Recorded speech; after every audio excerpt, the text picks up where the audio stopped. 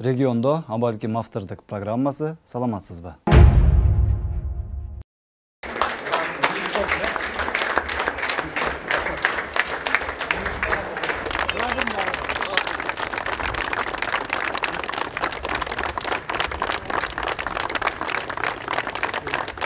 Ушинтип узатылып, премьер-министр Мухаммедкалый Абылгазиев да кызматынан кетти. Өкмөт үйүндөгүлөр бул кишини сыртка чыгып, унаага отуруп, көзгө көрүнбөй калганча артынан карап, кол булгалап, айрымдары көз жаштарын агызып, кадимки мелодрамалык маанайда коштошуу көрүнүшү уюштурулду. Абылгазиевди ушунчалык катуу сүйүп иштеп жаткан жамаат үчүн чыныгы кайгы, чыныгы тагдырдын оор сыноосу келгендей таасир калтырууга аракет кылынды сыягы. Бул сценарийди ишке ашырууда өтө берилип кетишкенби же өзү болгону ушулбу айтор, өкмөт үйүндөгүлөрдүн бүт баары жаңы премьер-министр болуп тандалган Кубатбек Боронов баш болгон ири чиновниктери да коронавирусту такыр унутуп калышты. Алар болушунча бири-бирине жакын туруп, ынтымактуу, өтө позитивдүү маанайдагы кадрлар чогулуп, күчтүү команда болуп иштеп баштагандай көрүнүп, сүрөткө түшүштү. Анан ал сүрөт Бороновдун ишин баштай элек өкмөтүнө, коомчулуктун нараазычылыгын дароо пайда кылды. Андан соң өлкө президенти да Кубатбек Айылчиевичтин бул кылыгын сындап, жок дегенде айып пулун салуу зарылдыгын айтты. Маска тагынабы жокпу, ал эми өздөрүнүн жеке саламаттыгына жана тартипке баш ийүү жөндөмүнө байланыштуу маселе.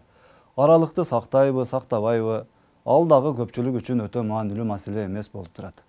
Бирок чек араны тактоо жана сактоо, элди жумуш менен камсыз кылуу, кыргыз элинин жашоосун жакшы жагына өзгөртүү, мамлекетти күндөн күнгө алсыратып келе жаткан коррупцияны түп тамырынан жок кылуу сыяктуу маанилүү иштер аткарылабы жокпу? Сөз мына ушунда. Боронов ушул жумуштарды аткара алабы? Же көпчүлүк саясатчылар айткандай, Боронов болгону ушул күзүндө өтүүчү парламенттик шайлоону бийлик башындагылар каалагандай шартта өткөрүп берүү үчүн гана келдиби? Абалким Бороновго катуу бир талаптар коюлгандыр. Андан сурап олтурбай эле премьер-министр болосун дедимби, болосун деп чечип коюшкандыр. Ал өзү коюңуздар, мен бул кызмат орунга татыктуу эмесмин, мени эл деле колдобойт, өзү вице-премьерликке да такыр татыксыз болчумун, эптеп эле силердин айтканыңарды кылып күн көрүп жүрсөм, эми мынтип өкмөт башчы болосун дегениңер туура эмес да деп айткан болушу да мүмкүн деп ойлосок туура болчудай. Анткени эл арасына кирип сурап көрсөңүз, бир гана сөз айтылат.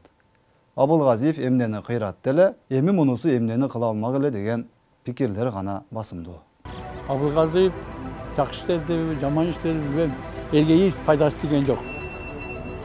Мунусу ham кыйратып жүрбөсө керек. Турусын айтканда. Өзгөрүш болду ол кишиде. Бизге толковый жестко адам керек. Эми Абылгазиев жыргатып койгон сен Борон жыргатабы? Жок. Бул чирип калган да. Чирип калган. Булганып алган. Бүт бардыгы бирге отуруп сүйлөшүп туруп ишти бүтүрүп атат да. Жок. Бул Борондун колунан жакшылык келбейт. Келген дагы эмес. Мейли эми, Боронов келсе келиптир. Бул дагы болсо тагдырдын буйругу экен деп кабыл алабыз. Абылгазиев болсо айрым депутаттар тарабынан коррупцияга шектелип, жыштыктын айынан кызмат ордунан жылдырылды. Анын күнөөсү барбы жокпу биз азыр так билбейбиз. Спикер Дастан Жумабеков айтмакчы, эгер күнөөлүү болсо Кудай аркы дүйнөдө тозокто жазаласын деп тилегенден башка аргабыз жок. Анткени бизде ушундай көнүмүш адат бар эмеспи? Премьер-министрге карата да, башка чоң чиновниктерге карата да жазанын эң чоң түрү бул кызматтан кетирүү. Болду, ошону менен жазаланган болот. Анын мисалы Абылгазиевдин өкмөттү башкарып отурган 3 жылына эч кандай саясий укуктук баа берилбейт. Жоопкерчилик деген түшүнүктүн өзү жок. Анысы кете берет, ордуна мунусу келе берет, эч ким эч нерсеге жооп бербейт. Кыргызстандын убактысын алып, өздөрүнүн жеке кызыкчылыктарын ишке ашырып, алмак-салмак ар кандай саясий чоң кызматтарды ээлеп жүрө беришет.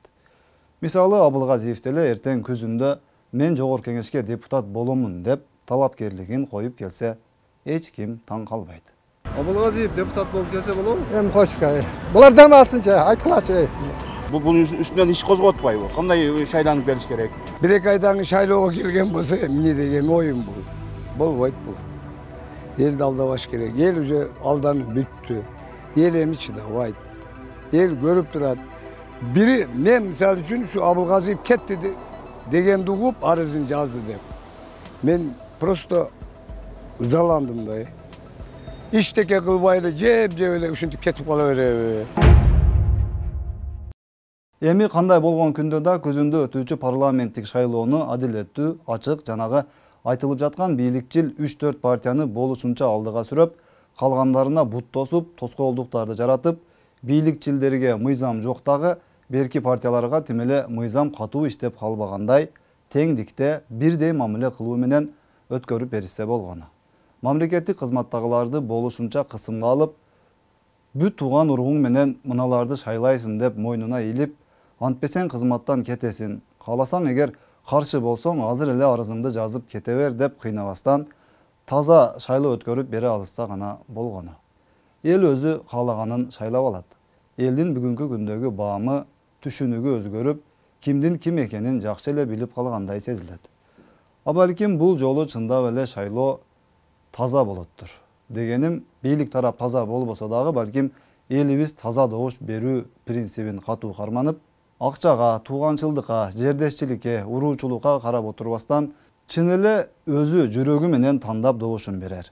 Ошондо балким татыктуу, билимдүү, эки сөздү кыйналбастан кошуп окуй ала турган, анча-мынча орусча, балким англисче деле кыйналбай сүйлөп кое алчу, чечкиндүү, патриоттук духу жанып турган, роботко окшоп эле бас деген кнопканы басып отура бербестен, өзүнүн жеке эрки менен чечим кабыл алууга жарай турган уул кыздар парламентке барып калар. Албетте, мунун баары сиздин колуңузда, урматтуу мекендеш. Сиз шайлоодо кандай добуш берсеңиз, Кыргызстандын ошол күндөн тартып алдыңкы 5 жылдык тарыхын тандаган болосуз. Муну жакшылап түшүнүп алуу мезгили качан эле келип жеткен. Же татыктуу парламент курайбыз, же дагы 5 жыл жогорку кеңештен орустар айткандай прикол көрүп, көчөдөгү жаштар айтып жүргөндөй ха-ха тээп отурууга туура келет. А башка өлкөлөр болсо саат сайын алдыга карап жылып кете беришет. Андыктан чечимди туура кабыл алыңыз. Саламатта калыңыз.